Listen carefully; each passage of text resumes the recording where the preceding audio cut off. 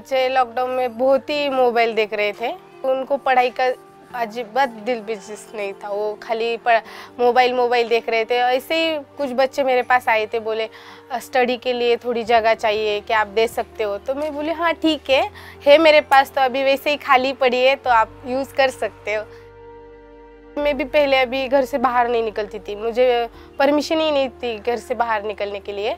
तो ये संस्था जब से चालू हो गई तो मैं भी थोड़ा काम करने लगी। म्हणजे त्याच्यामध्ये जो विश्वास होता ना की घरामध्ये बसून किंवा बाहेर खेळण्यामध्ये त्याच्यापेक्षा जास्त जसं तो लायब्ररीमध्ये येतोय ना त्याच्यापेक्षा जास्त आणखीन त्याच्यामध्ये चेंजेस मला दिसतात आणि त्याचा विश्वास पण वाढलाय, वाचण्यामध्ये चेंजेस झाले त्याच्यामध्ये।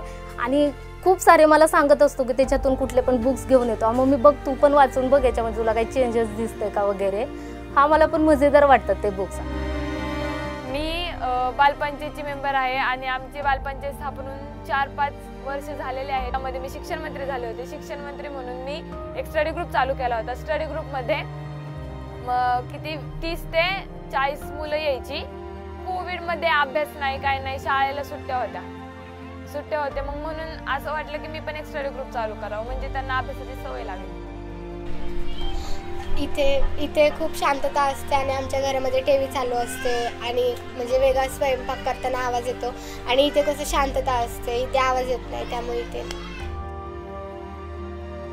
एक रजिस्टर दिया जाता है हमको, जो भी बुक लेके जाएगा उसका नाम, डेट और बुक का नाम उस पे लिखा जाता है।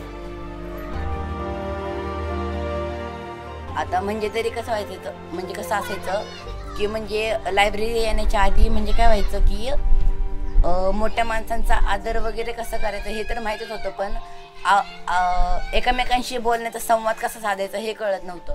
मग हे कळत नसताना मग जसं आम्ही लायब्ररी संदर्भात माहिती द्यायला जात होतो, माहिती देता समजलं की आपण एकमेकांशी संवाद कसा साधला पाहिजे, आपण त्यांना आपला बोलण्याचा टोन कसा असं पाहिजे, मग असं बोलण्यामध्ये प्रभाव पडतो। जे शिकवतात त्यांचे पण जे काही प्रश्न वगैरे असतात ते एकमेकांना विचारण्यामुळे त्यांचा पण प्रभाव पडतो की त्यांच्या अभ्यासावरती आणि आमच्या पण अभ्यासावरती प्रभाव पडतो, कारण आम्ही प्रश्न त्यांना विचारतो, ते आम्हाला प्रश्न विचारतात, त्यामुळे एकमेकांच्या प्रश्नामुळे परीक्षेमध्ये पण चांगले मार्क्स मिळतात। लाइब्रेरी ने हमको ज्ञान दिया है बहुत, और हमको पढ़ाने का मतलब इधर जब से आते तब से हमको पढ़ाई वगैरह उस पर मन लग एक्सप्लेनेशन अच्छा करने का। आपली जेव्हा सुंदर गोष्ट हरवते ती शोधण्यासाठी आपल्याला स्वतः त्या शोधावर जावं लागते। मेरी फेवरेट स्टोरी मतलब बुक का नाम है हरवलेली सुंदरी।